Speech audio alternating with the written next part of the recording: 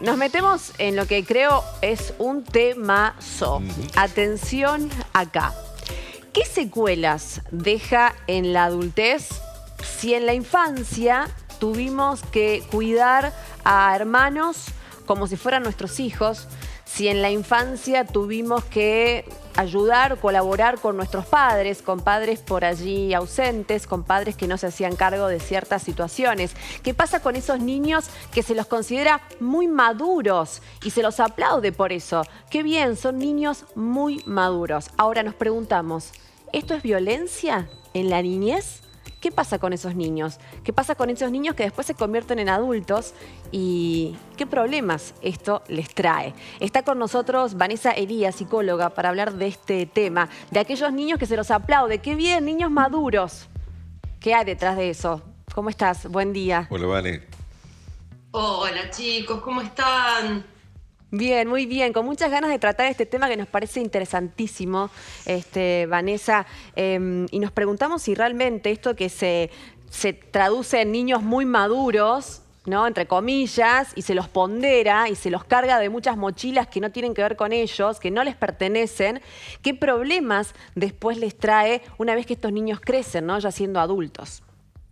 Este es un tema, pero importantísimo. Realmente les quiero agradecer que abran espacios así porque sucede mucho, mucho más de lo que creemos y trae muchísimos problemas a lo largo de la vida. Te diría que el primer problema fundamental es que como está desfasado el rol y en la infancia no pudimos habitar ese rol de infancia, ¿no?, ese lugar de niños, niñas, ¿qué implica ese lugar? Implica no tener que preocuparnos por las demás personas en cuanto a los roles de cuidado, de responsabilidad, porque la infancia justamente se trata de todo lo otro, ¿no? Y las figuras adultas son quienes deberían, en esa instancia, garantizarnos ciertas cosas. Cuando eso no sucede, y entonces de alguna manera se invierten los roles, habitamos un rol que no nos corresponde, después suele pasar mucho, y a mí me ha sucedido mucho a lo largo de los años en el consultorio, que nos encontramos con personas adultas para las cuales es imposible dejarse cuidar, dejarse sostener, dejarse acompañar, ¿no? Como si hubiese ahí operado un mecanismo de defensa que hace como de coraza y que nos implica tener que resolver todo solos, ¿sí? Como siempre dando un espacio de, vamos a poner entre comillas, hijo o hija a la otra persona. Y esto no solamente en la relación de pareja, sino con amistades, ¿no?, en general. Como que tendemos a maternar o a paternar porque no recibimos esos cuidados que necesitábamos, que también nos permiten construir ciertas bases, ¿no? Claro. Claro. Puede ser que en la adultez, te consulto esto, aquellos niños que no vivieron la infancia como tal, que tuvieron que madurar de golpe, que tuvieron que quemar etapas, que tuvieron que hacerse cargo de situaciones que no eran propias, puede ser que al no vivir esa infancia de grandes, de adultos, requieran de alguna manera volver a esa etapa o se reconozcan infantiles en algunos puntos ya siendo grandes, ¿no? Puede ser que esto se dé psicológicamente porque... Como vivir un proceso Claro, de manera retrasada, digamos. Claro, quemaste una etapa, tuviste que ser grande de golpe, no era lo que la ley de la vida marca, digamos, y de grande te encontrás con inseguridades, con problemas, con gestos infantiles, porque tal vez vos no viviste la infancia como debías. Sí, tiene mucha relación, pero ahí les haría esta salvedad, Marco, que es que no es que son niños que maduran de golpe o que son muy maduros. Ese es un error de la mirada adulta, ¿sí? O sea, las personas adultas vemos por ahí criaturas que hablan de cierta manera, que se resuelven de cierta manera, y decimos, ay, qué bien, qué madura, qué maduro. Pero no es cierto que son maduras o maduras. Lo cierto es que están desfasados en el rol. Entonces, vamos a poner entre comillas, actúan un personaje que no son, porque lo cierto es que la infancia no tiene los recursos como para, a nivel psicológico e intelectual, comprender ciertos procesos, ¿sí?, que tienen que ver con la vida adulta por todo lo que implica ese tránsito hacia la adultez, ¿no? Nos lleva un montón de años. Entonces sucede esto que decían recién, que es que hay un montón de personas, a veces adultas, que vemos que actúan de manera infantilizada y coincide, ¿no?, con estas situaciones de no haber tenido una infancia como se suponía. Pero no es porque están desfasados en el sentido de quieren vivir hoy lo que no vivieron en la infancia. En general lo que sucede es que no pudieron elaborar durante la infancia y la adolescencia los recursos necesarios para después advenir a la vida adulta y poder sostener con esa contundencia, ¿se entiende? Claro. Es como siempre... A eso apuntaba, es tal cual lo que vos decís. No digo conductas infantiles, digo que, vuelvo a esto, lo marcaste genial vos, inseguridades, poco manejo adulto ante ciertas situaciones, digamos, ¿no? Es como que las etapas se te cruzaron de alguna manera, ¿no? No tenés la madurez de un adulto. Vale, exactamente, hasta mecanismos fóbicos, ¿viste? De huida, porque claro, ¿cómo sostenemos? Digo, son personas que solo saben sostener desde la infancia. ¿Y qué hace la infancia? No sostiene en realidad. Si vos ves a las criaturas jugando, bueno, todo es caótico y sin reglas y sin estructura, ¿no? Es todo muy volátil, se pelean, se arreglan, se abuenan, no sé qué, hoy te conozco y sos mi mejor amiga, a los 2 minutos no sé ni cómo te llamás, ¿no? Todo ese caos propio de la infancia se instala como una base. Entonces que se actúe de manera que aparenta ser, ¿no?, entera y adulta, no quiere decir que tengan los recursos que tiene la adultez. Históricamente, y por lo tanto no los van a tener, ¿no? Históricamente estaba instaurado como que el hermano mayor, digamos, en la familia era un cuasi padre, ¿no? Entonces, y más cuando eran familias que tenían muchos chicos y la diferencia de edad entre el mayor y el menor prácticamente hacía pretender como que había una función ahí de cuidar a tus hermanos, de sos un semipadre. Digo, eso estaba instaurado y hoy no se ve tanto, digamos, ¿no? No se ve tanto, salvo en algunas familias por ahí donde quizás falta alguno de los dos progenitores y ese padre necesita un poco de ayuda y no la tiene, porque a lo mejor no tiene la ayuda de los abuelos y demás, y sigue pasando. Es una mochila, es una gran mochila, el vos sos el hermano mayor. Y le carga esa responsabilidad.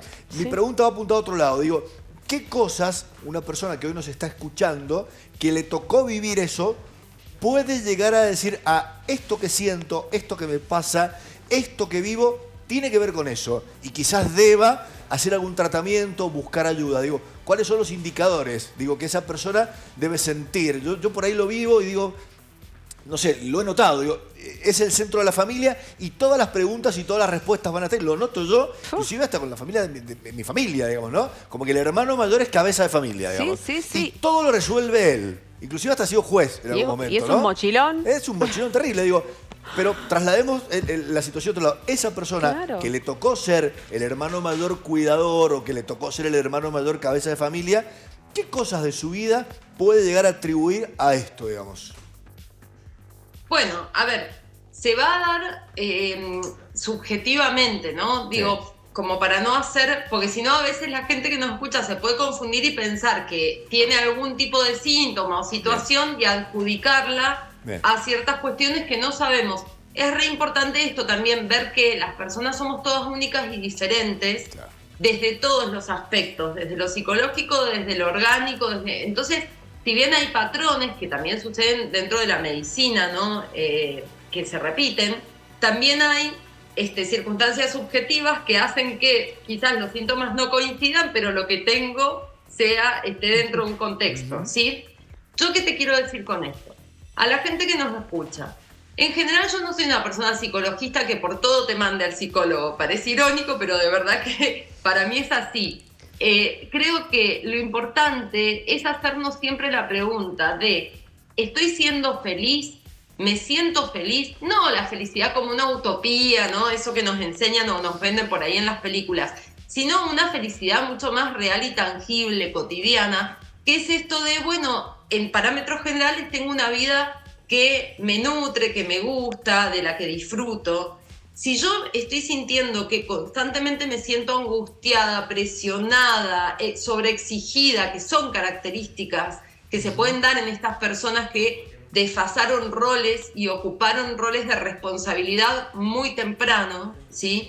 Entonces, si estoy sintiendo todo esto, si me siento abrumada, si siento que colapso por cualquier cosa, ¿no? Que tengo menos disponibilidad de recursos a nivel emocional, a nivel psicológico, para mí ahí sí es muy importante hacer una consulta a nivel profesional. Claro. Y también quiero decirle a la gente que nos escucha que es re importante entender que con cualquier profesional de cualquier especialidad se da lo que comúnmente llamamos cuestión de piel. Quiere decir que quizás vamos a una persona y no nos resuena, no nos sentimos cómodas, no nos sentimos cómodos. No pasa nada. O sea, tengo que seguir intentando hasta encontrar ese espacio en el que pueda trabajar lo que necesito trabajar y ordenar esto. Claro, todo se puede ordenar y vamos a sentir un alivio que nos va a permitir seguir avanzando. Claro. Vane, te quiero hacer una pregunta puntual, pero creo que puede sumar y tiene que ver con el tema. Se da mucho, por lo general, en padres separados. ¿Qué pasa cuando al niño se le obliga prácticamente a guardar un secreto?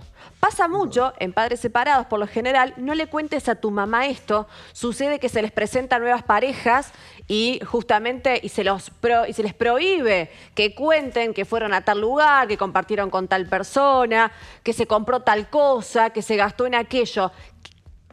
¿Es malo eso para el niño? ¿Y qué carga tiene emocional y psicológicamente para un nene de 5, 6, 10 años que se le obliga a guardar un secreto porque hay algo que está mal, que se está tapando, ¿no? En lo que uno interpreta. Mirá, qué bueno, qué importante esta pregunta, Majo, porque es fundamental, te diría, y no solo para este tema, sino en general. Yo les voy a decir algo que espero que todo papá y mamá que esté escuchando lo pueda procesar e incorporar. La infancia no es a ver, mi hija no es mi amiga, no es mi compincha, no es mi madre, no es mi hermana, es mi hija. ¿Qué quiere decir? Que tenemos que empezar a reordenar los roles y a volver a establecerlos desde una lógica que dé ciertas garantías. La infancia no está para guardar secretos. No tiene por qué hacerlo y además lo que estamos haciendo es introducir algo que es muy peligroso, que es darles una información errónea. O sea, le damos a entender a las criaturas que hay cosas que están mal y de esas cosas no se habla. Por lo tanto, si esa criatura está en riesgo, si esa criatura vive una situación de abuso, vive una situación de violencia, se siente angustiada por algo, no va a hablar, no nos va a contar, porque va a entender que tiene que callar.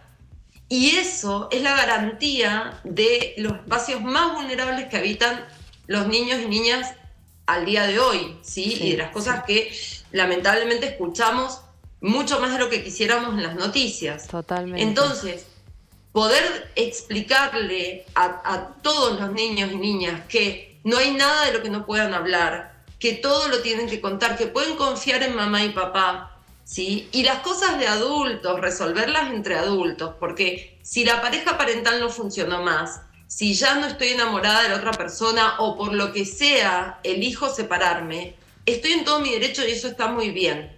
Pero mis hijos e hijas no son rehenes ni son puentes entre ese vínculo de adultos. Las cosas de adultos las resuelven los adultos. Perfecto. Los niños no tienen que ser parte de esto porque realmente les genera mucha angustia y las criaturas no saben qué hacer con la angustia, no tienen los recursos intelectuales, psicológicos que podemos tener las personas adultas, no tienen metáfora, entonces no saben cómo expresar. Si encima les estamos diciendo que tienen que callar, lo que estamos haciendo es entregar a esas criaturas al peor de los peligros. Claro. Clarísima, Vane. Siempre gracias. Además que los chicos, quiero hacer una cortita, digo, los chicos la hacen tan fácil. O sea, si vos no le metés presión, los pibes lo resuelven, lo naturalizan de tal manera, tienen una capacidad de adaptación increíble. Digo. O sea, si nosotros no le metemos esa carga, para los pibes es súper natural todo. El problema somos los grandes. Claro, pero no somos nosotros, sí, tal cual. Sí, totalmente. Vane, gracias. Siempre a cuidar la cabeza de nuestros niños, que eso es lo más importante. Te queremos mucho, un placer escucharte. Hasta gracias, pronto. Vane, hasta siempre. Yo a ustedes, gracias siempre. Beso enorme. Chau, chau, gracias. Chau, chau.